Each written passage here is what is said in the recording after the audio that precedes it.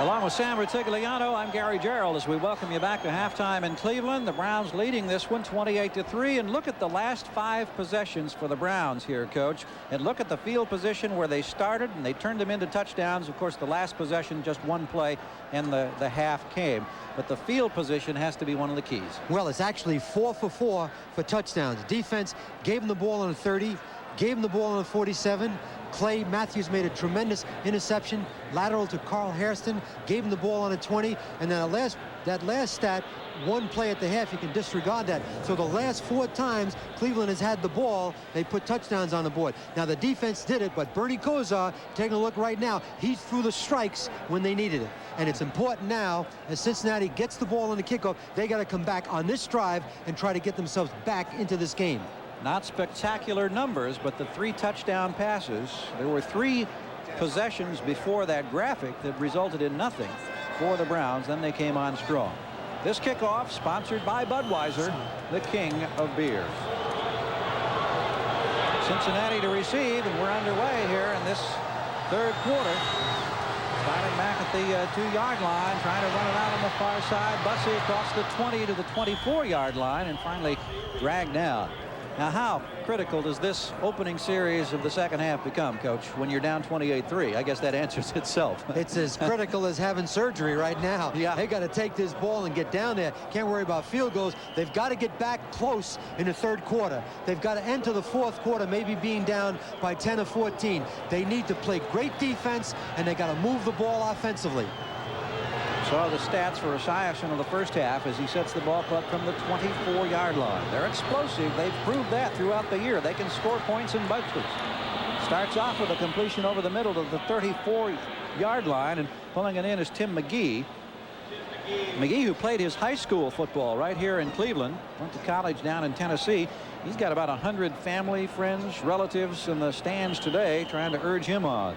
And he's a little poorer today after this game because I'm sure he paid for all those tickets. But it's tough to come by for this one because it was a sellout, too. They're down there in the bleacher section with all those barking dogs today. From the 34-yard line, Kinnebrew across the 35 out to almost the 38 or 39-yard line before he is pulled down. Mike Johnson coming up to help out on the tackle. You see Clay Matthews in there as well for Cleveland. There's Bob Golick. You know, yesterday it was interesting, Sam, out at the practice facility. We were looking around in the locker room. They took us down and we were talking to some different people. Golick, who is very much a free spirit and a character, as you well know from your years here as coach, has his locker decorated in the keeping with the holiday season. He's got a nativity scene, he's got wreaths up, he's got a sound system playing Christmas carols in there. It's quite a setup. Here's Kinnebrew working on the left side this time. The thing that Cleveland wants Cincinnati to do is take their time and bleed that clocker as we take a look at the ticker. New England just hammering the New York Jets, now 35-6. Once again keeping you current on scores. Last week the Jets were down 27-0 at the half to Miami on Monday night. Houston struggling, and that's a big game as far as Cleveland and their fans are concerned. Houston, Pittsburgh, and Cleveland all tied coming in today. Pittsburgh playing a later game. Here's Kinnebrew getting just enough for the first down yardage on a 3rd down carry, cranking straight ahead. We were mentioning, talking about Golick and his locker. Our crew had an opportunity to shoot some tape down there. Take a look here. You see the nativity set and the wreaths, right. And those are speakers up there alongside the nativity. And he's got Christmas music just booming through the locker room. And Bob Golick comes from Cleveland, went to Notre Dame. He was picked up on waivers from the New England Patriots, 2nd-round draft choice. But he's a spirited player, but he's also a spirited individual. He had his combat boots and his camouflage pants on during the practice session yesterday in the cold in Cleveland. From the 46-yard line, Jennings in motion. Esiason with a pump fake. Gets it away, going deep. Here's Martin. He dives and he gets the score. And that's exactly what they needed. They just now put a tremendous impact, right, an injection of an antibiotic right into their offense. They needed that big play to get back in the game, and they got it from Mike Martin, from Boomer Esiason. 54 yards, only the 12th reception this year from Martin, his 2nd touchdown, and he dives to the end zone to get it. And the key to the play was Boomer looked to his right, and maybe Hanford Dixon was looking into the backfield, because if he was looking into the backfield, that gave Martin an opportunity to get the edge. Take a look at it right now. It's an excellent pass thrown right over the corner man's head, and it's clearly Martin's got him beat, and then he does a good job of extending himself right into the end zone. We might have a ball game right now before this extra point is 28-10. Breech puts it right through the middle, and just like that, opening the third quarter with an emphatic and a spectacular drive, 54 yards on the touchdown to Martin. It's a 28-10 ball game now in Cleveland. Well, a 54-yard touchdown strike, Esiason to Martin. That's the first time that a Cincinnati Bengals wide receiver has caught a touchdown pass against the Cleveland Browns since 1981. And the Bengals now trying to get back in it, kicking off, and this is Glenn Young from the 7-yard line. Powering straight ahead and trying to make something happen there as he came back. He was finally dragged down by Leo Barker, and we'll see where they end up spotting the ball. He ends up being pulled down about the 21-yard line. He had progress well out across the 25 at one point. Take a look at Boomer Esiason now. He's going to look to his right. Watch him look to his right, and it's at that moment maybe Dixon right now might be peeking in the backfield because Martin really beats him. He gets hit late, but he still gets the ball off. It's the one thing that Cleveland had to prevent, give Cincinnati any kind of life, and they've given them life early in the third quarter. They used less than 3 minutes to get on the board here to start the second half. Fontenot in the backfield for Kosar and the Browns, and there's Mack. He was effective in the first half, and he's effective here, dragging defenders. Now progress takes him out to the 30 before they throw him back to the 25. The overzealousness of the Bengal defense being challenged by the partisan crowd here. David Fulcher making the tackle. David Fulcher is the kind of a strong safety that plays like a linebacker. Take a look at Fulcher now. 33 is going to be on defense. Now watch Mack as he searches to try to find a hole. Good block by Newsome. Now watch 33 move his feet, continue to look. There's Crumrise 69 giving him some help, and you got another good down and distance situation for Kosar. It's second down and less than 5. Good day for Mack with 73 yards, 22 of them coming on a touchdown run.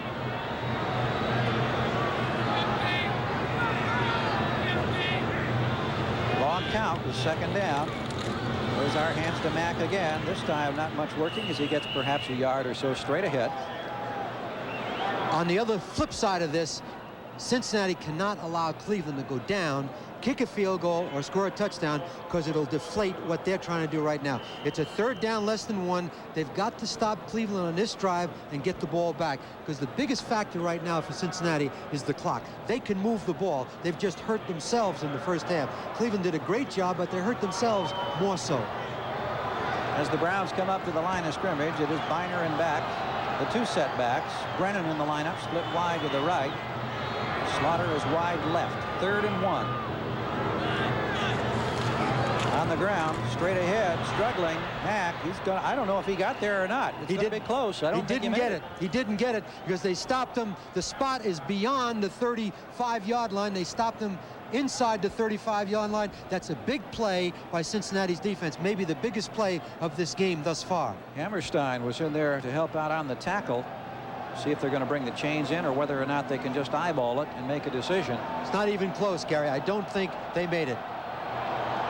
And there's no reason for Cleveland to go for it right now. The best thing for them to do is punt. They've got a good lead. Defense is playing very well. Get the ball to Cincinnati. But it was a good exchange for Cincinnati. Held Cleveland on 3 downs. Get the ball back now with less than 10 minutes to go.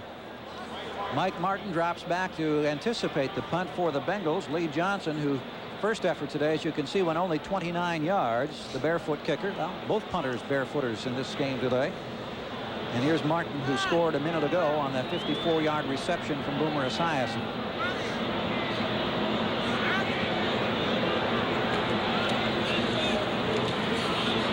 Johnson gets off a beauty. Crowd loves it. Oh, look at this punt. It's going all the way to the end zone. Oh, he hammered that one. 66 yards, and here's his reaction on the sideline. Getting quite a salute from this crowd here. They've seen the Browns suffer in the punting department this season, and Lee Johnson's happy right now. This is their 3rd punter of the year, and he just delivered a big one.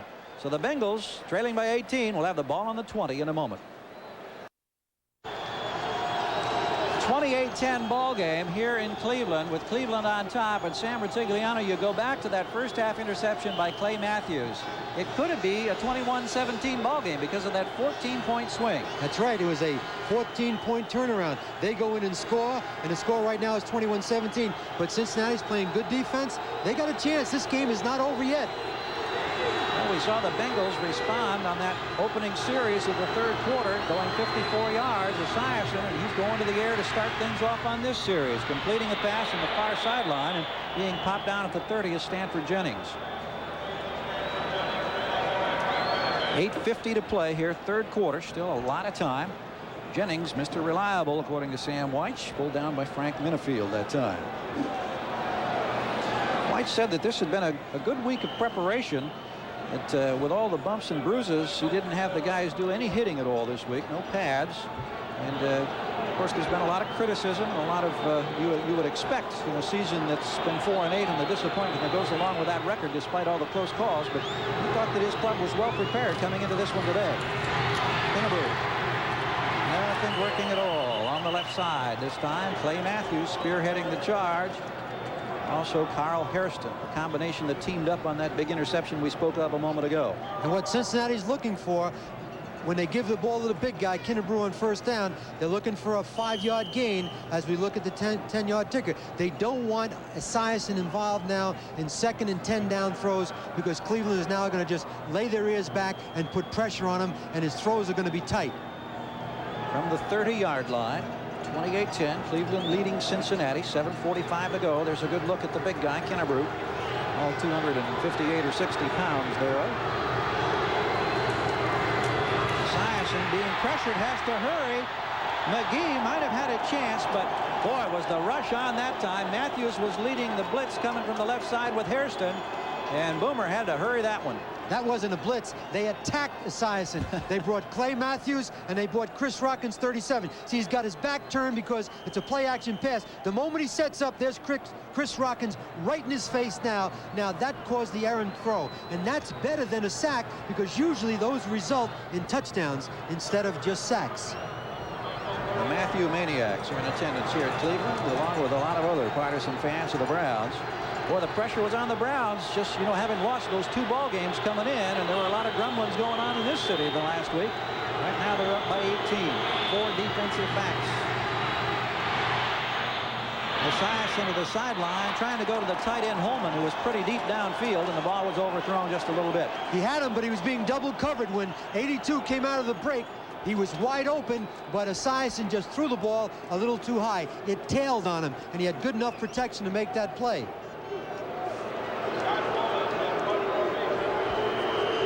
Well, coming off on the near side, he had a good look at Dave Pazzulli. Boomer talking with Sam Weich. Take a look at Carl Hairston. He's just below Pazzulli, number 78. Pazzulli's 72. Now he's going to the inside. That's Montoya just knocking him, and Platos knocking him back to the outside. Oh, the cube is hit hard. McNeil at the 26-yard line popped down on that punt.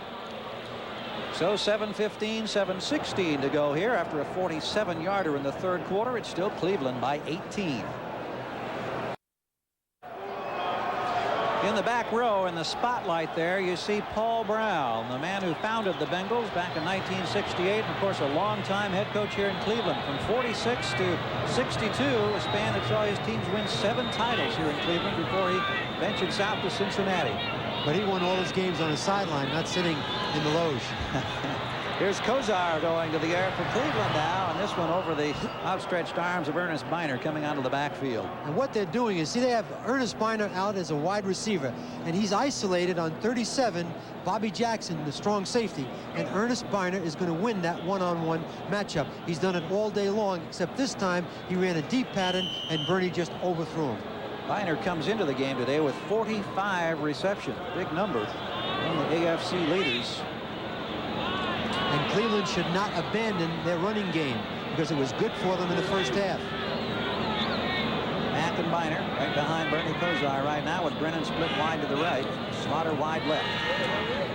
Kosar under pressure, throwing to the left side. That's Slaughter. Nice reception at the 46-yard line. Protected the ball and stayed in bounds at the same time. Well, Lewis Billups, the corner, didn't play the ball. He played the man. He had excellent coverage. Bernie really had to throw that ball off balance, and Billups, number 24, the Cincinnati cornerback, should have played the ball and not the man. Take a look at it right now. You see Bernie. Watch Bernie now. He's getting some pressure by Fulcher, 33. Now watch Billups, number 24.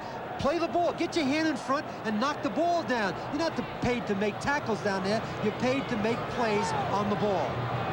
Billups, the second-year player out of Alabama that time, surrendering some yardage. Slaughter on the Browns. Will come up with a first down now at the 46.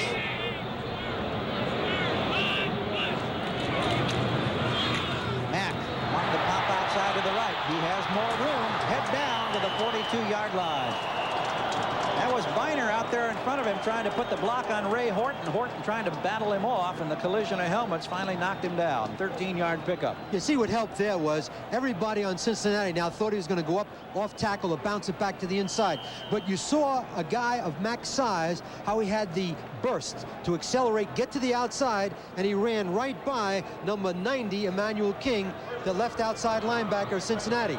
And with that carry, as you saw, 91 yards rushing on the afternoon now for Mack. Newsome in the slot on the left side. Brennan wide to the right as Newsome starts in motion.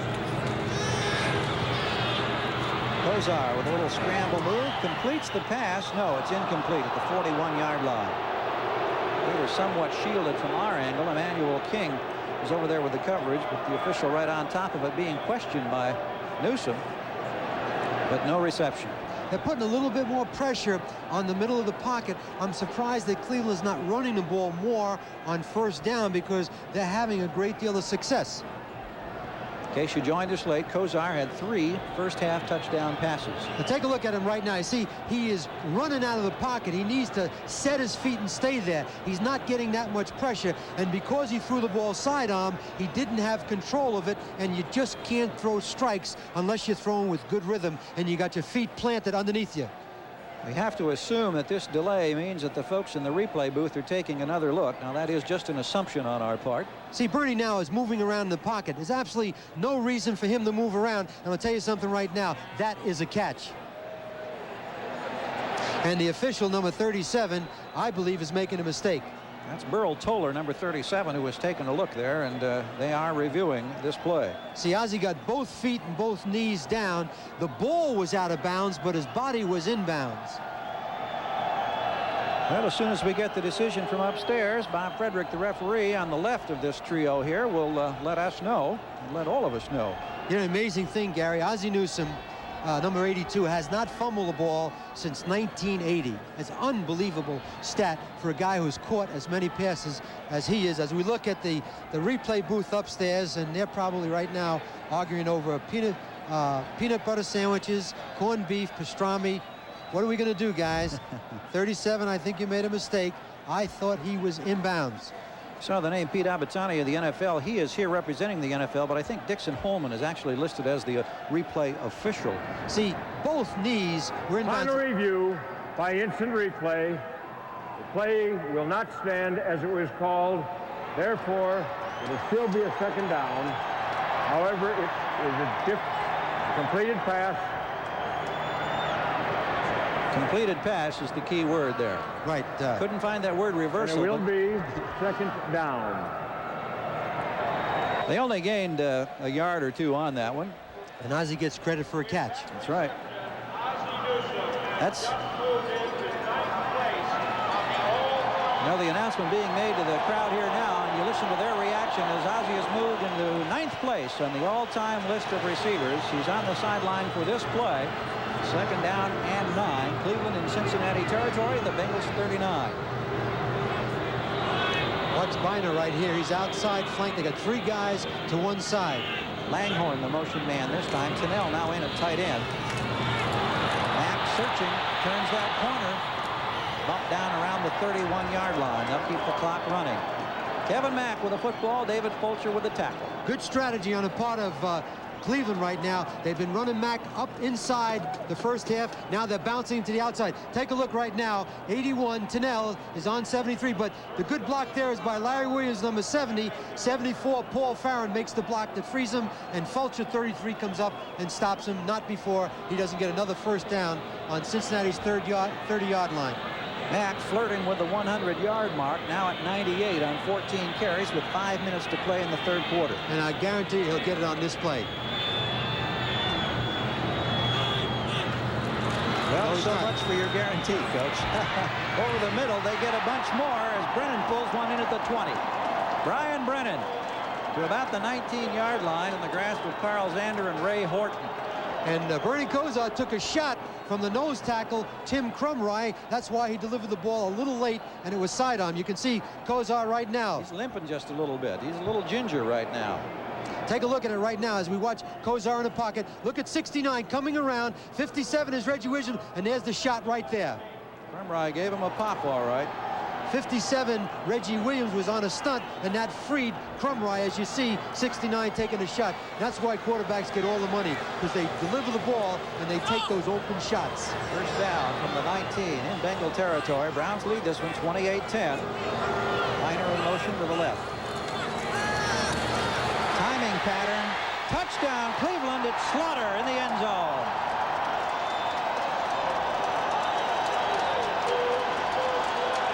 It'll go into the books as an 18-yarder.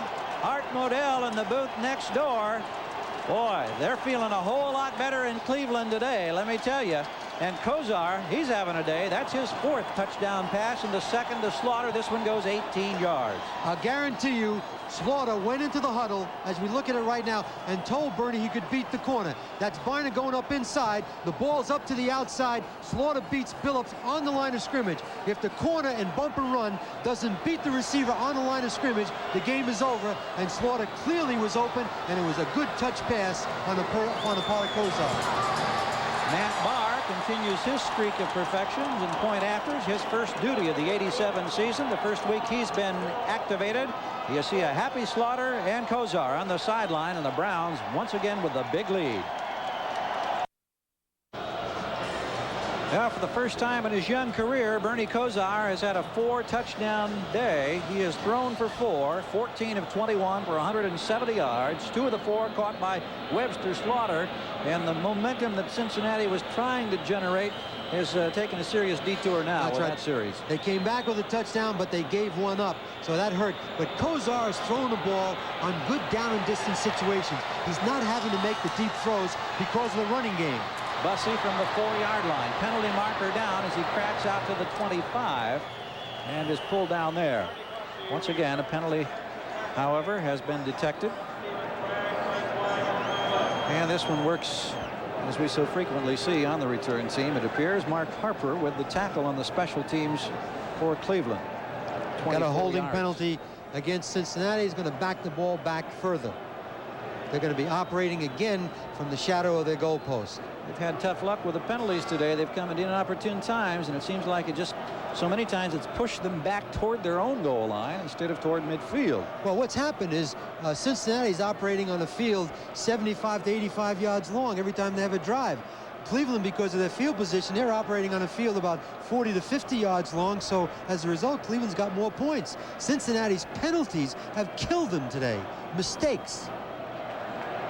Well, the little sunshine that we had early in the day, as you can see now, long gone. It is gray, it is dank and cold here along the shores of Lake Erie, as Frederick will give us the call. Pass from Kicking team was offside, and that penalty will be refused. Receiving team, number 93, illegal use of the hands, blocked above the waist. I think he's got a teleprompter out there. He's not reading it very well, is he? Kiki Diayala, number 93 on the receiving team, and number 78 that was offside was Hairston on the kickoff for the Browns. Looking at a 93-yard drive right now, Gary. He's got to come up with a big throw on first down. Baker has come in now as a 4th down lineman. Bad to the bone. You see the folks down there in the dog pound. They've at least gotten them to cease throwing the dog biscuits and the paraphernalia on the field that was featured early in the season in their exuberance and enthusiasm. They've been trying to power on to a very big win here and try to break out of a tie in the AFC Central. Remember now, Houston losing today, and Pittsburgh, the third team that is in this tie, playing the later game. Well, we've still got a conference going on. And an official timeout. Come on, guys, let's get it together. Getting cold. 35-10 is our score. You can see how the folks are bundled up against the elements. Now, of course, these are the regulars here at Cleveland. Us Californians that come in, this is cold to us, but this isn't really cold for Cleveland, is it, Coach? This is the Midwest. Played in grass and dirt and grime right outside Lake Erie. This is where football was born and be made, not to be played in synthetically inside under control, 70-degree temperature with people with lounging chairs. Well, look at this. New England now 42-6 over the Jets, and Miami has opened up an 18-point cushion on Philly. Buffalo, Indianapolis, still no change there. The Bills defense doing a number on the Colts. Washington breezing against Dallas, and oh, how the Cowboys have struggled. Houston has closed the gap a bit on New Orleans in the third quarter. After review by instant replay, play will stand as called, and it will be first down and 10. Okay. As called, first down and 10. Ball at the 8-yard line. Cincinnati in their own territory. Esiason with one touchdown pass today. It was a 54-yard beauty in the third quarter to open the second half to Mike Martin.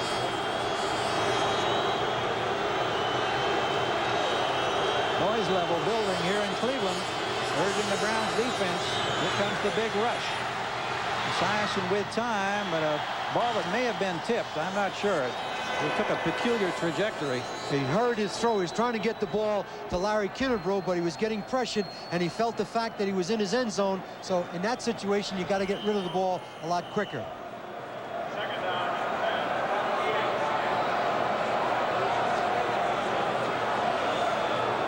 Down to 3.5 minutes to go, third quarter. Watch Carl Harrison, 78. You got two men blocking him. You got the center, Dave Remington, and you got 75, the left guard, Bruce Reimers. Jennings in motion. Boomer with a little pump fake, sidearms it out and completes the ball to the 15. No, it was knocked away. It was intended for Jennings.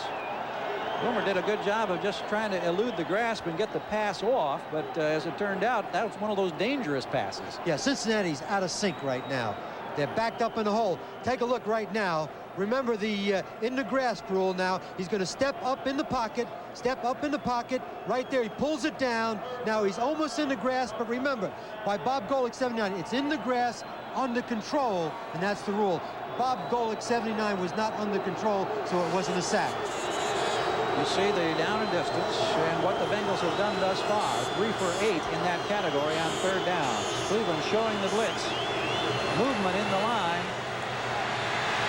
Boomer steps up and fires it out here, completes the pass at the 30-yard line, and pulling it in is Eddie Brown. And I'll tell you what, Gary, that was a big play by Boomer, but a bigger play by his receiver, 81, Eddie Brown. Boomer stepped up in the pocket and threw for first down, because had they had to punt from the end zone, they would have been in deep trouble. 22 yards on the pickup. We haven't heard much of Eddie Brown thus far in this ball game today. Came in with 35 receptions, and that was his first of the afternoon. He's a better receiver when Chris Collinsworth is on the other side. Remember, Collinsworth is sidelined with a bad ankle that he suffered last week. Good protection this time for Boomer, who wants to go deep. Streaking on the sidelines and making the catch is McGee. Boy, when you give Esiason time, whoa, look out. Well, they were in a double zone over there with Minifield up tight and Felix Wright in behind him, and he threw the ball over Minifield in front of Wright, and Felix Wright, the safety, has got to make that play. But it was a great throw. But it's the safety's play on a double zone like that. 45 yards on that pickup for McGee, who played his high school ball here in Cleveland. That gives all those rooters we were talking about that he has in the stand something to get excited about here today. 3 receptions for big numbers, 77 yards. Interesting right now, Boomer's going to have the big numbers, but it doesn't show up on the scoreboard. They have 10 points to show for it thus far, and they trail by 25. It's 35-10 with 2:45 to play third quarter. Cincinnati in Cleveland territory. This is Jennings trying to dart into an opening in the middle of the line and gets a couple of yards before Clay Matthews is there to make the tackle. Forget about the running game. They got to throw the ball on 4 downs. We're going to New York now to check other activity on this very significant day with Bob Costas. Dan Marino's having a good day in Philadelphia. He's thrown for 3 touchdowns, 1 to Mark Duper, 2 to this man, Mark Clayton, and the Dolphins lead the Eagles late in the 3rd quarter, 28-10. If that holds up, and if Buffalo maintains their lead over the Colts, there'll be a 3-way tie atop the AFC East. Well, everybody trying to stay in it. All these ties that we've had almost every week has really made it interesting. The Bengals trying to generate some momentum. Nice pop there after Stanford Jennings made the reception. Over on the corner, Chris Rockins with a good hit, number 37. Yeah, that was an outstanding hit because Jennings would have turned that up and definitely would have got a 1st down. Now Cincinnati's got to go for it on 3rd down. Again, the clock will be moving. They will not kick a field goal. If they don't make it on 3rd down, they're going to go at it for 2 shots. So look possibly for a play-action pass here for a surprise, and then go for it on 4th down. 3rd down, about a yard, yard and a half needed. The ball just short of the 16-yard line. Wide to the near side is McGee. Brown split wide right. On the ground, it's Kinnebrew. Close to 1st down yardage, but I don't know. They stand him up a little short of the 15. Well, the key is I don't think he made it, but by the same token, the clock is running. Right now, they needed to get in there before the 4th quarter started, because if they can get a touchdown, it's 35-17. Still got 15 minutes left to play. But they've got to pick up this 4th down, 1st down right now. They got to make the yardage. It's going to be less than a yard for Cincinnati. And you can see we're inside the final minute now of the 3rd quarter, and the spot actually puts the ball at the 16, so he gained nothing. He actually lost yardage, possibly. They weren't even close, so here comes a big call now. If they stop him here, this game virtually could be over. They've got to score on this drive. 80,000 Cleveland fans roaring for the defense to do the stopping. The Bengals put Jennings in motion. Esiason with time completes it over the middle to Eric Caddis. Caddis struggling at the 1-yard line. He was very close to the goal line, and a good play right over the middle to Eric Caddis. Gutsy call on the part of Sam Weiss and Boomer Esiason, the quarterback. Take a look at Caddis now. He's a tight end, and he's going to go in the middle. Now it's 36 in motion. Caddis is on the top of your screen, number 84. Now Boomer's waiting. Then he lays the ball to the inside. Now he's being hit right there by Felix Wright. Almost gets into the end zone, and it's a end of the quarter, 1st and goal on the 2-yard line for Cincinnati. So at the end of the 3rd quarter, it is Cleveland 35, the Cincinnati Bengals 10. We invite you to stick with us. We'll be right back after these messages from your local station. Along with Sam Rutigliano, I'm Gary Gerald. Happy to have you with us here in Cleveland today. The Bengals trailing 35-10, but threatening now from the 1-yard line. There's Kinnebrew, and the Brewmaster looks like he's stacked up at the goal line. Did he get it or did he not get it? They signal a touchdown. Touchdown has been signaled. There we see Breech running on. I wasn't sure for a moment whether or not he got in. But indeed, they do have the touchdown, and Kinnebrew heads for the sidelines. Touchdown number 6 this season for the big man. Looking at a conversion attempt coming up here for Jim Breech now. 35-16, looking for the 17th point of the afternoon, trying to keep hopes alive on this, the 1st play of the 4th quarter. Well, that 1 touchdown pass to Slaughter took a lot of starch out of Cincinnati, because, you know, right now it could be 28-17. They'd be back in the ballgame. Got to play good defense on this initial drive. 9 plays, 92 yards. The conversion by Breech good. It's now 35-17. Cleveland still in command.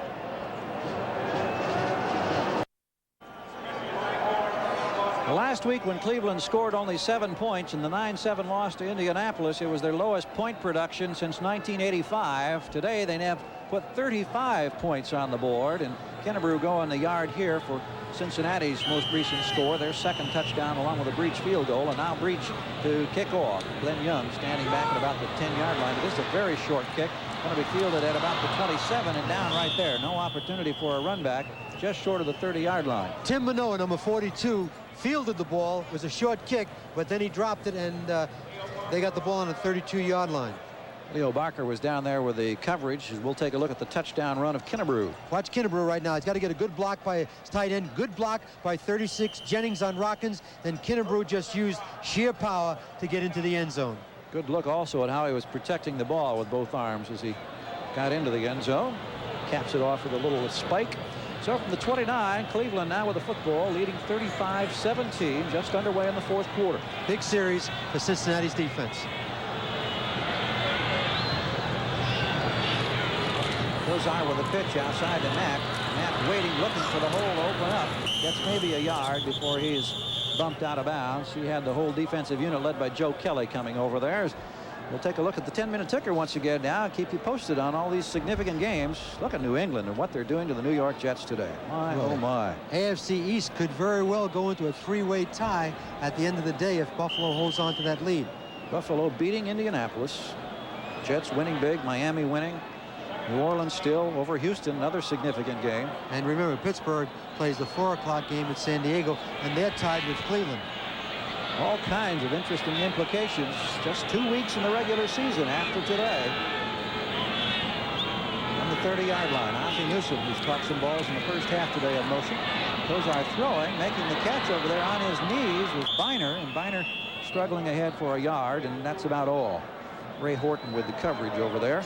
Well, Bahr gets a lot of isolated one-on-ones. Very few backs could play as a flanker, as Ernest Bahr does, because he always draws the strong safety, and he can outmaneuver that guy, and he has excellent hands. Ernest Bahr has the hands of a receiver. Last year, he missed virtually most of the season, an ankle injury and surgery, and of course, the year before, he had a big year, rushed for 1,000 yards. He has been a valuable cog in Cleveland's record thus far this season. Third down, big play for the Browns and for the Bengals. 5-man rush. Kosar over the middle, completes it to Bahr across midfield, still on his feet down to the 42-yard line. And again, he got isolated on David Fulcher, the strong safety, and Bernie had the time to get the ball to him. Anytime you run a crossing pattern and you got a one-on-one, if your quarterback has the time, it's going to come up with a big play. Jackson finally pulled him down, but not before he gained 23 yards. Key was 3rd down and 5, and now Cleveland not only has the ball, but they're in excellent field position. Well, the Cincinnati defense has had opportunities, but they haven't been able to come up with the sequence to stop the Browns and get the football back. From the 42 in Bengal territory, Bahr in motion. Hand off to Mack. Mack working the left side of the 37-yard line, possibly. Tim Crumroy again in there. 13 minutes to go now. You know, run the ball on 1st down, run the ball on 3rd down, keep the clock going. They're in excellent field position right now. The biggest problem Cincinnati has right now is they can't stop the Browns running or passing game, and obviously the clock is the killer for Cincinnati. See the numbers for Mack. 17 carries now, 103 yards, 1 rushing touchdown. He caught a touchdown pass as well of a couple of yards from Kosar. Kosar has thrown for 4 scores in this one today. Esiason has 1 touchdown pass, and Kinnebrew added the Bengals' 2nd score just a few minutes ago. Inside the 40 in Cincinnati territory, Cleveland with the football. Bahr again is split left with Brennan. Slaughter is to the right side. Now Brennan in motion. Mack picking the hole. That's a couple of yards to about the 35, muscled back to the 36-yard line, and the Bengals trying to get the football, and now we got Kelly going at it with somebody here. Kelly and Ernest Bahr are in the fight. What's going to happen right now, there's going to be unsportsmanlike conduct on the offense, on the defense, and they're going to have 3rd down.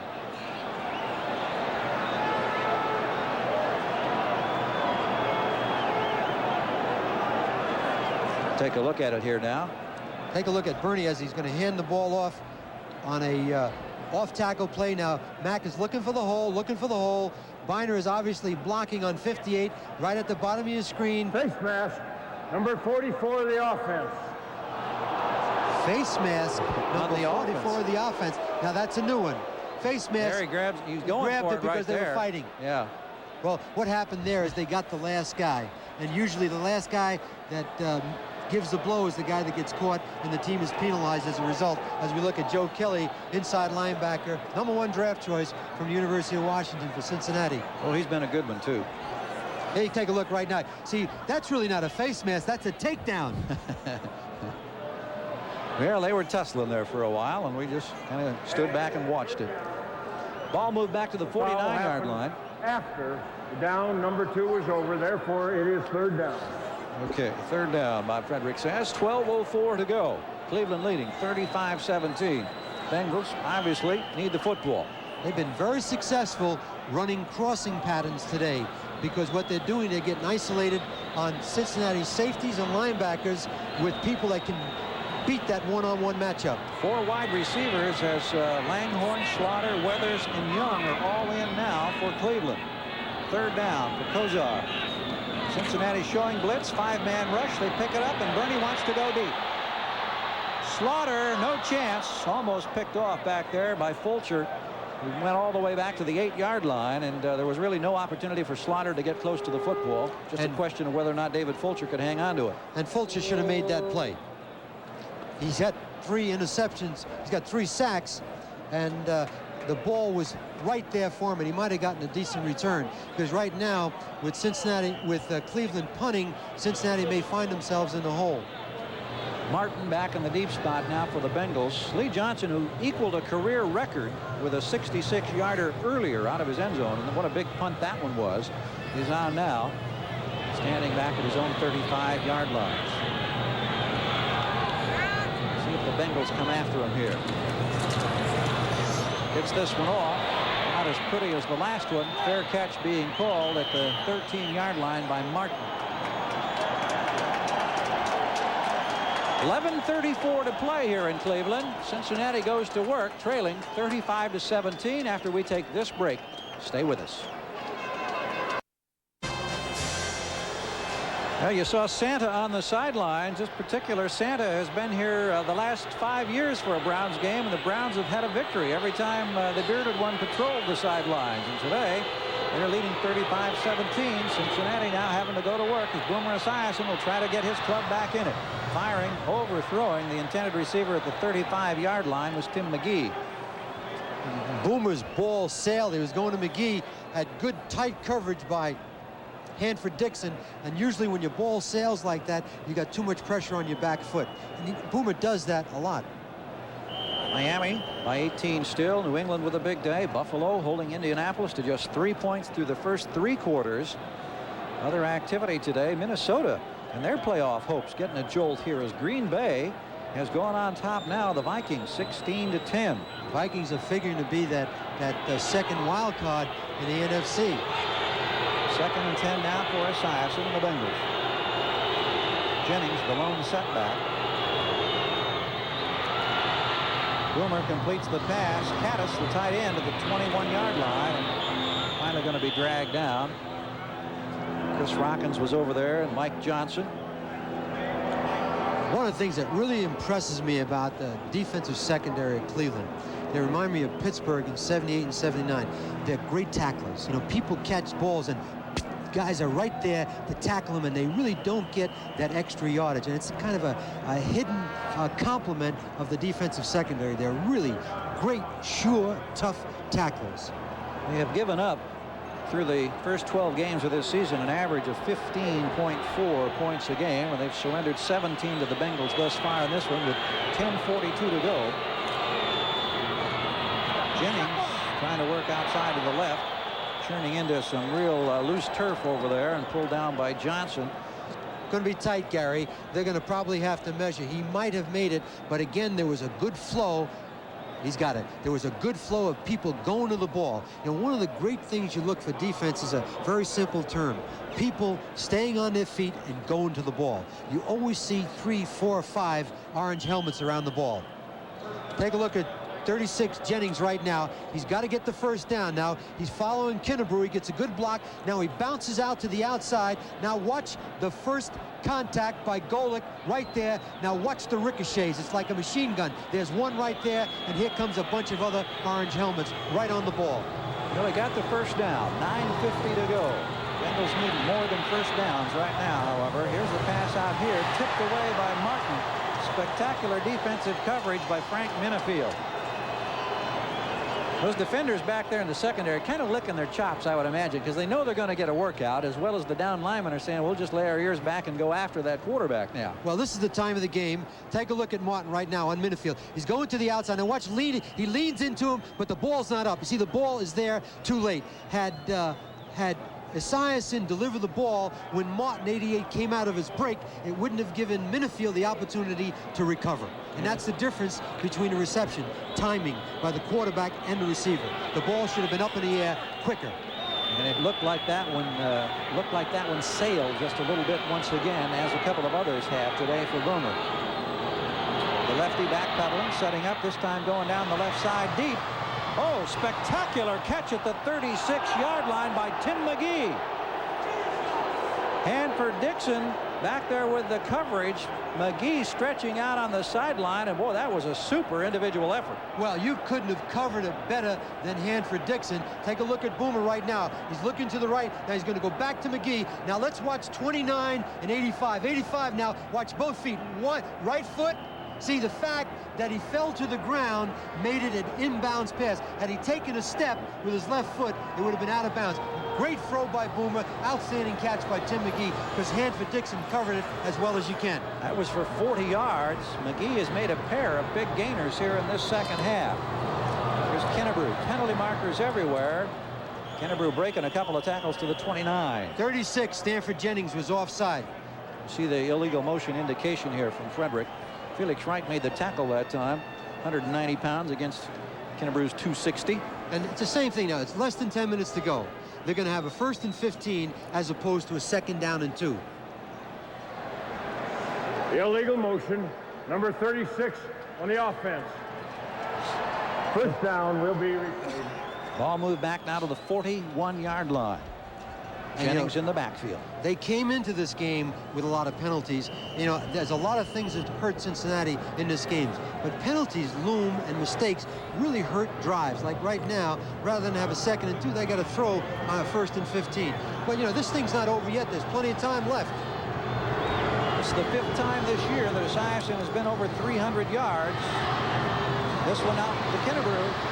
He gets a head of steam, and he gets a first down as he gets inside the 25 and down actually to about the 21-yard line. Eddie Johnson banging him out of bounds. Well, Cleveland came with a blitz, but the good thing about it was Esiason was laying the ball off to Kinnebrew in the flat right away, so the blitz didn't bother him. He was able to get the ball to Kinnebrew. Take a look at right now. Look at the screen to your left. Here comes Mike Johnson, 59, but he's got a chance to lay it off to Kinnebrew, and he's going to get turned upfield. Good block by 85 McGee, and Eddie Johnson, 51, makes the play. 18 yards in the pickup for the first down. 9:07 to play in the ball game. You see the score, 35-17. Bengals battling desperately. A lot of pride on the line in this one. And of course the speculation about the job security for head coach Sam White. Here's Esiason to the far sideline. Martin doing the little number with the feet to pull that one in the vicinity of the 14-yard line. Minifield again with the coverage. And now Boomer utilizing the clock well, as we're still just over 9 minutes to go. Tough coverage because Martin's going across in motion and Minifield has to chase him. So as a result, when Martin breaks to the outside, Frank Minifield, 31, is behind him. It's a well-designed motion play, then get him out into the flat, and it's tough for the corner as he has to chase him across the entire formation. Esiason this year had a 425-yard game against, well, that was last year against the New York Jets. We mentioned that he's had 4 over 300 this year. Has put up some big numbers. Today now working on the ground in this particular play to the 10-yard line. With back being rolled back. He was not on the ground. Coming out of there with a football for the Browns. That was Eddie Johnson, who had his hands on it. See Remington slowly getting up, who was trying to lead the surge there in the offensive line. Watch the first hit on Kinnebrew, and then all the other orange helmets joined. Kinnebrew is going to the left in the bottom of the screen. Now watch right now. There's the hit right there. Ooh. By 59, but Eddie Johnson, 51. He's not a big guy, but he's a big hitter. Yeah, that ball looked like it popped loose. May have well been after the whistle. No replay, no second look. Ball at the 10-yard line. Bengals need everything they can muster right now. Protection, little pump fake going to the end zone. No opportunity. Penalty marker down. This one, I believe, is going to be called on Hanford Dixon. Dixon on 88, Mike Martin in the end zone. The ball goes to the 1-yard line. He beat him to the flag, and rather have him beat for touchdown, he held him, and so that they could just get the penalty and have a chance. Defensive holding, number 29, and it will be first down. So this one will move the ball down ever closer to the goal line. The clock stopped at 8:12 to go. 35-17 Cleveland as we look at Esiason. Gary, if they get this play in, they're only 2 scores away from putting this thing in overtime. Ball at the 6-yard line. And a first down after the penalty. Not in overtime, winning the game.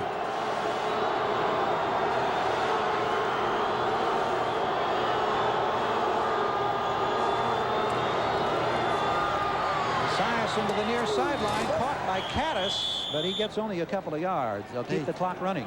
I got to check my arithmetic.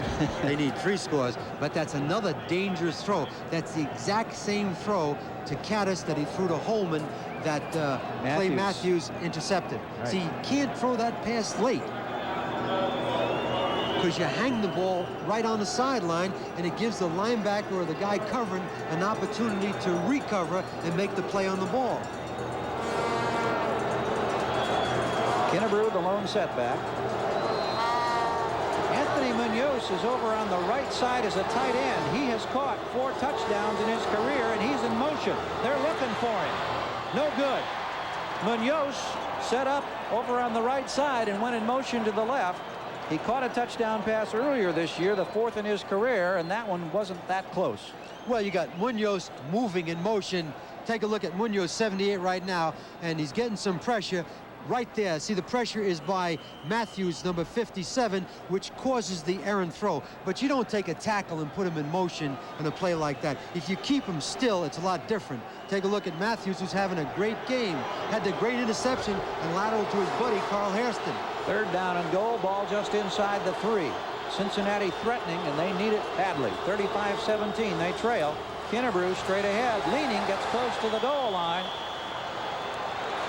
He did not score, but he was close to the plane. It's going to be 4th and goal. The problem with this drive, Gary, it's taking too much time. You know, it was 8 minutes just a few seconds ago. Now it's taking a lot of time. They got to get a bunch of scores, and they can't afford to have wasted all this time. And, of course, now they're 4th down. They've got to go for it.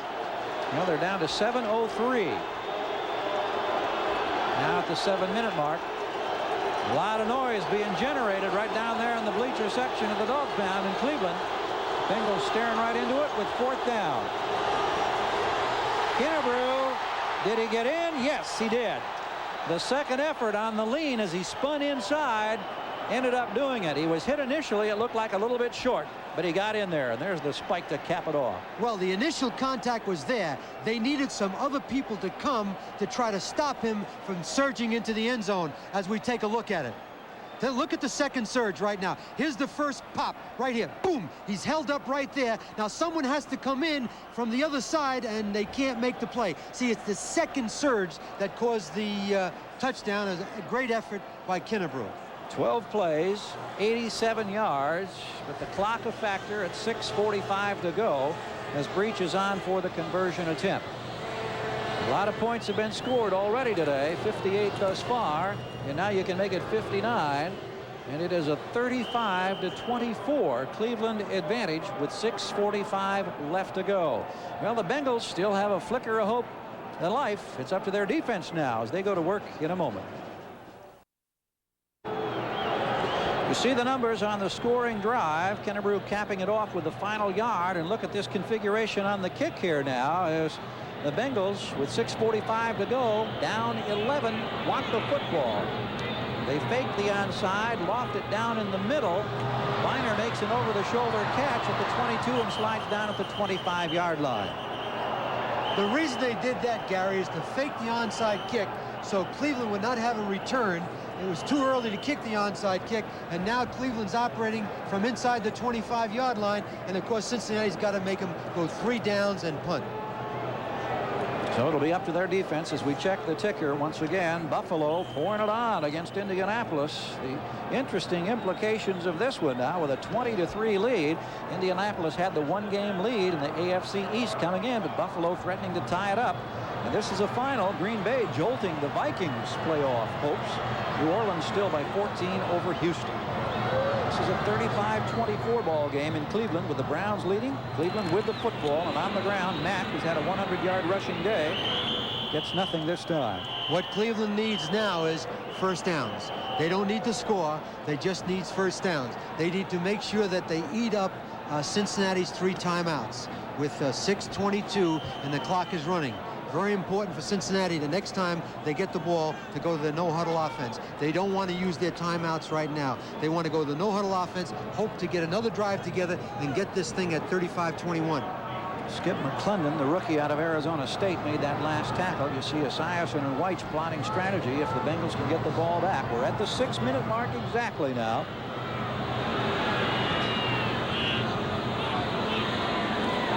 Pressure, a lot of them coming on Kosar. He loses the football. Now, was he in the grasp? The Bengals are headed for the end zone, but they're going to bring it back. Carl Zander had the football. You could hear the whistle even up here in the booth. Would you believe that play? It would have been 35-31. Wow. What a big play. Must have been in the grasp. Boy, they dodged the bullet right there. With 5:45 to go, 35-21. Wow. They had 6, maybe even 7 men coming that time. Incomplete pass. There was a forward motion starting, and then when the ball was hit. It's even worse. It wasn't even a sack. Take a look at it right now. If his arm is moving forward, that's an incompleted pass. You see, his arm is moving forward. He actually catches, and that is very, very close. But the fact that his arm was moving forward made it an incompleted pass. Carl Zander was the man who got in there, and he also ended up with a football, but to no avail. So it's 3rd down. They got a pressure. 6-man rush. Protection. Looking deep. Slaughter. Pulled down at the 30-yard line. Kosar delivers again when the pressure was on. And that's the biggest play of this quarter. 43 yards. Webster was on Phillips again, and Webster Slaughter has owned Lewis Phillips, the right corner of Cincinnati, all day long. Now take a look at Bernie right now. He gets it up fast, and it's a great throw. Good catch, but an outstanding throw. They were coming with the blitz. There was no safeties inside to try to help them, and that really hurts Cincinnati right now. Watch Kosar. See, he sees it right away, and what he does is get rid of the ball, throw it in the middle, and give Slaughter an opportunity to run underneath it. Did you see he was clapping his hands as soon as he released the ball, Sam? He knew that he had something going on that one. Big play. Big, big play. He was clapping before Slaughter caught it. Slaughter's had a day, too. From the 31-yard line. Actually, we'll call it the 30. Here's Mack. They go back on the ground, and Mack picks up 5 to the 25-yard line. 4:40 to go in the ball game. Well, the excitement continues here and elsewhere around the league as we check in with Bob Costas in New York. Well, the Vikings were looking to wrap up a wild card spot. It didn't happen at County Stadium in Milwaukee. The game is tied. Just over a minute left on a 3rd and goal play. Kenneth Davis takes the handoff and goes in from 7 yards out. They missed the kick, but the Pack didn't care. They upset the Vikings 16-10. All right. Big day for the Green Bay Packers. Tough day for the Vikes. Webster Slaughter has caught 5 balls for 119 yards in this one and 2 touchdowns. The Browns still in command here as they go back to work on the ground close to the 20-yard line with Mack just pounding away in there. And we're down inside the 4-minute mark now at 3:50 to go. What a difference a play makes. The previous play, it could have been a fumble. Cincinnati could have scored, but, you know, coulda, woulda, shouldas don't win games. You know, ifs and buts were candy and nuts. Christmas every day. Well, Christmas is around the corner, but it may be tough for the Cincinnati Bengals this holiday season. Cincinnati's going to have to come up right now. If they make the first down, they're going to have to start using their timeouts. Let's check the schedule coming up. This is the final home game today for the Browns, and you see that they have the first down. Cleveland has 2 remaining games, and they're both going to be on the road. They've got the Raiders in Los Angeles next week, and then they've got Pittsburgh. And Pittsburgh, of course, has a later game, a big one today. Raiders playing later also against Kansas City, and Pittsburgh going against San Diego. So 2 big games coming up for the Browns, but both away from home. And those playoff implications, they're just all sorts of them. Well, they need to win this game and then sit comfortably at 4 o'clock and watch the other 2, because they're going to be in first place one way or the other. First down from the 20-yard line for Cleveland, leading 35-24 against their interstate rival Cincinnati. This is Mack. Well, you called it early today, Coach. You said we were going back to 50 style of football. The running game would be stressed here today, and Mack with over 100 yards picks up about 3 or 4 more before Fulcher could knock him down, and we're down to the last 3 minutes of this ball game. Cincinnati needs to use their timeouts. The ball carriers on Cleveland will make sure they hold the ball with both hands, make sure they stay in bounds, but Cincinnati needs to use those timeouts. They got 3 timeouts and a 2-minute warning. They're letting a lot of valuable time go by the wayside. But the big play to Webster Slaughter was the big one in this quarter, because Cincinnati had some breath. They had a chance. Seen how that running game can complement the aerial game, because Kosar has put up 4 touchdown passes, a couple of them with Slaughter. On the ground again, Mack just bulldozing his way to the 11-yard line before they can drag him down, and that of course keeps that clock running. Down to 2:17. Crumry with the tackle. Tim Manoa leading the way that time as the blocking back for Kevin Mack. Now with 2:12 to go, a timeout has been taken by Cincinnati. Well, they took a long time in making that decision, but right now Cleveland will run the ball. They have an opportunity to get another first down and just keep the clock going so that they can bleed it, and then eventually just kick a field goal, and they'll be up 38-24. Well, after 2 weeks of frustration for the Browns, they've bounced back impressively today. They lead this one 35-24, and that pass to Webster Slaughter for more than 40 yards was a big one here, wasn't it, Coach? When you talk about big, you know, Bernie did a great job getting the ball up. Cincinnati was gambling. They blitzed everybody right off the sideline, and of course Slaughter came up with a big play, and he's having an MVP game with 5 receptions. Browns working from the 10-yard line now. Over the top, getting the first down on 3rd and short yardage. Once again, Mr. Mack. That one just about solidly ices things as far as Cleveland is concerned. Jackson made the tackle but had no opportunity to pull him down. We've reached the 2-minute warning. Cleveland with the football, and more significantly, an 11-point lead.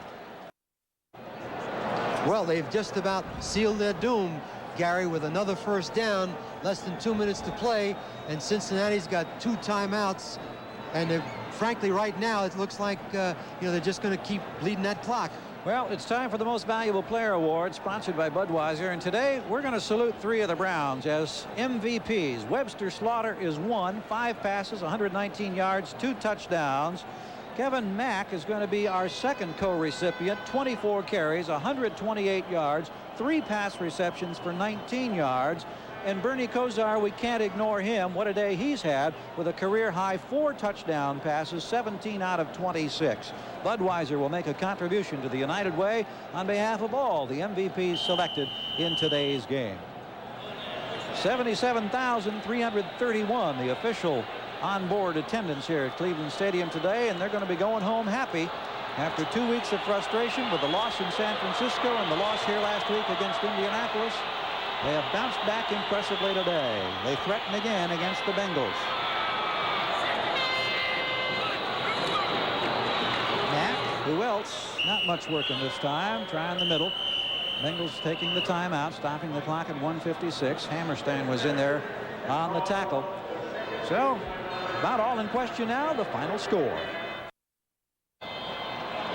With less than 2 minutes to go, Cleveland leading 35-24. We check the Browns report card reflected in our co-MVPs. Kosar, career-high 4 TDs. Mack, 129 yards, 2 TDs. Slaughter has caught for 119 yards. Newsom extended his streak to 125 games. And the Browns go to work now from the 8-yard line.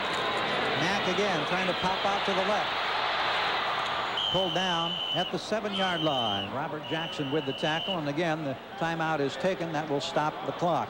That's a lot more difficult than it looked for a guy like Bobby Jackson, to make that play on Mack in open field. He's a big, strong back that bounces off people. You know, the thing that I like about Mack, as we take a look at Cincinnati's report card, is he gets a lot of yardage after he takes tacklers on. Look at the average field position at the start of the drive. They started their own at the 23, and the opponent started at the 40-yard line. Well, you remember that report that we had. They had a possession on their own 30, they scored a touchdown. They had a possession on their own 47, they scored a touchdown. They had a possession on their own 20 after the interception by Matthews, they scored another touchdown. In that period, they scored 4 out of 4 times. Then the half ended, they just, you know, threw one up for grabs. Well, NBC Sports presents a Saturday football special coming up this next week. The Denver Broncos, of course, they're figuring in the playoff hunt with John Elway, and they cannot overlook the Kansas City Chiefs. It'll be an AFC West battle next Saturday, beginning with NFL Live at 3:30 Eastern here on NBC Sports. And later today, the Raiders play Kansas City, and the Browns will be going out to L.A. to play the Raiders, and they've really had a lot of difficult luck, and I started that streak. Very difficult to beat the Raiders. And, of course, last year they broke a streak. They finally won in Pittsburgh, which is going to be their final game this year at Pittsburgh. Cleveland on the ground. Mack, second man through, gets to maybe the 4-yard line. In the vicinity of the 5, and you see now the clock counting down. The Bengals have run out of timeouts, have no further opportunity to stop the clock in this one. Well, it's right now, it's either to kick a field goal, which I think would be good because Matt Bahr needs to get into the groove. He's kicked extra points, but he hasn't kicked any field goals. And I think Marty should do that to get Matt Bahr in the groove. He hasn't kicked a field goal in a year. That's right. He came off the physically unable to perform list earlier this week, and the welcome back signs are out here in Cleveland from Matt Bahr, the veteran, who, if he gets a field goal here, would be his 100th in a Cleveland Browns uniform. And, of course, they're letting the clock run down. Down to the 1-minute mark right now. Bahr has come on, as has his holder, Mike Pagel. They're going to take a penalty, get a 5-yard penalty, which was very smart because now there's only less than a minute to go. Kick the field goal, and Cincinnati is going to go home this year, having lost to the Browns twice with a record of 4-9. And you have to wonder what's going to happen as far as that coaching situation is concerned. How much of the responsibility will be heaped on Sam Weich's shoulders? Tough spot to be in. You've been there, Coach. Take it from me. All.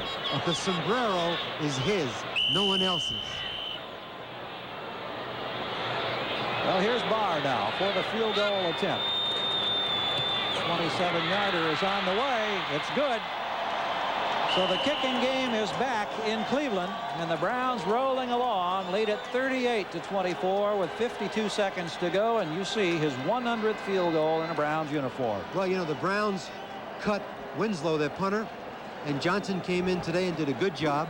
The Browns moved Jaeger on the move list and brought Matt Bahr, the veteran, back because they want him in a stretch run for field goals, and he kicked a field goal and 5 extra points today. So the field goal kicker and the punter can be very important as they go for 2 weeks away playing the Raiders in L.A. and Pittsburgh, and they're going to have to win those two, not only to win the division, but maybe get that home court advantage. Well, we'll be returning to the basketball court when a couple of teams that are rich in basketball history meet on January 2nd. Dean Smith travels his North Carolina Tar Heels to Pauley Pavilion. They'll be taking on Pooh Richardson and the defending Pac-10 champion UCLA Bruins. That's coming up January 2nd when we bring you all the action at 4 o'clock Eastern on NBC Sports. We have a quick moment to thank our folks up here in the booth today, John Betchko and Pete Halbin, who've handled the spotting chores. We thank you, gentlemen. Dave Montgomery, our stats man, this Battle of Ohio. And as we mentioned coming in today, this is the 35th time these teams had met, and the series was dead even at 17 wins apiece. And now the Browns have tacked up number 18. It's all but official. Across the way in the booth where Paul Brune was seated. That's his son Mike, I believe, on the left there. That's right. Paul's gone back inside. That may be him coming out now, pondering the future of the Bengals, who had such a great season last year, but such disappointment this year. Short kick by the Bengals being brought up by Eric Caddis at the 40-yard line, pulled down.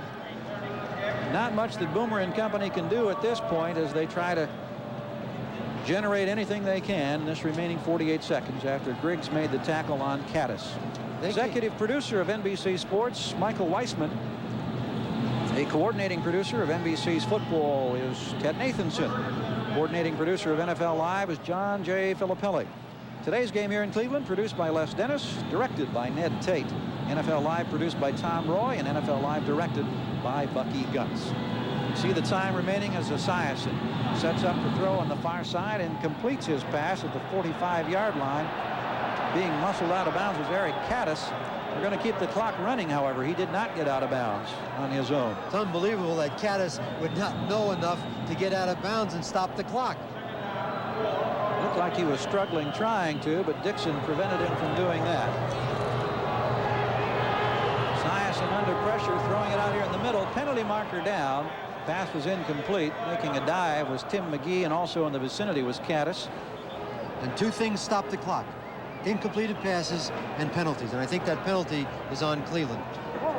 Defensive holding, number 31. Will be a 5-yard penalty and a first down. Frank Minifield picking up that call. Got a final on one of those other games, very significant game. Buffalo has defeated Indianapolis 27-3. And Bruce Smith with a fumble recovery in the end zone for the final score for the Bills. So a big victory today for the Bills, who are now tied for the division lead with the Colts. And the Colts get only 3 points. And I think Miami's in there because they're beating Philadelphia. There may be a three-way tie. 2 weeks to go. Oh, that'll be interesting the next couple of weeks. Here's the push against Esiason. Boomer steps up, scrambles to the left, sidearms it out. Jennings can't hang on. Down to the last 12 seconds. Let's check all of those scores now that we have an opportunity to do that. Final, as we mentioned, Buffalo over Indianapolis. New England still way up, 22 points over the Jets. Miami in the fourth, leading by 18 still, so it looks like the Dolphins are cruising to a victory. Washington, comfortable lead over Dallas. New Orleans still making it tough on Houston, and the final earlier, Green Bay over Minnesota. Vikings playoff hopes getting a jolt. Here in Cleveland, the Browns keeping their playoff hopes alive, and maybe taking it off the respirator after a couple of tough weeks. They're on the way to their 8th victory with 12 seconds to go. Esiason again scrambling out, being chased. Fires it down here, and it's picked off on Felix Wright. Going to run out the clock, and he just says, why take the hit? This ball game is over. He comes to the near sidelines with his 4th interception of the year. 38-24 is the final in this one. The Browns go 8-5. The Bengals now go 4-9. And for Cleveland, 2 big ones ahead. Next week in Los Angeles against the Raiders, and then at Pittsburgh. Well, they have an opportunity, Cleveland does, to control their own destiny as we take a look at Sam Weiss and Marty Schottenheimer. You know, one coach is drinking the wine and the other one's stomping the grapes. It's a great feeling to be on the side of Marty Schottenheimer, but it's tough on Sam Weiss. He's now 4-9, and his job basically is in jeopardy. He was counting on getting a big win here today. As we look at Art Modell, he's got to be a lot happier than he was in the last 2 weeks. So Weiss could have won this game. It would have been big, finish up strong, and maybe saved his job. Let's hope that he does, because I think it's a good football team. They got off to a bad start this year. Didn't score a lot, lost a lot of one-run games, and let's hope that Paul Brown gives them another opportunity next year. Well, the final in this one is 38-24, and it's a big day for Kevin Mack, for Bernie Kosar, and for Webster Slaughter. They were 3 of the principals in a Browns defense that muscled up, an offensive line that opened up the holes, and they come up with a very significant victory after struggling, as we'd mentioned a couple of times, over the last 2 weeks. They had not been in concert, Marty Schottenheimer said. Well, today they were in concert, and they produce 35 points, and they go on to this, or 38 points with that late field goal, of course, that I overlooked there by Matt Bahr, and a very significant win. Well, the second quarter, the Browns exploded. You know, we talked about it a great deal, but the field position that the defense gave the offense was unbelievable. You know, they gave them the ball on a 30, they scored. Yep. They gave them the ball on a 47, they scored again. Then Cincinnati had a chance to get right back in the game, and Esiason throws an errant pass. Clay does his act by intercepting it. He laterals to Hairston. And basically the game really was lost in the second quarter for Cincinnati. That was the key one, and now you see the updated standings right here. If these scores hold, now a couple of them are not yet final, but it looks like they have established either a win or a loss. Cleveland here in the AFC Central. Houston now at 7-6, we're about to be. And of course, with 2 weeks to go, there are still a lot of wrinkles that could shake out and finally determine who is going to go to the playoffs. So the final score, Cincinnati losing this one against Cleveland, 38-24. We'll be back after these messages from your local station.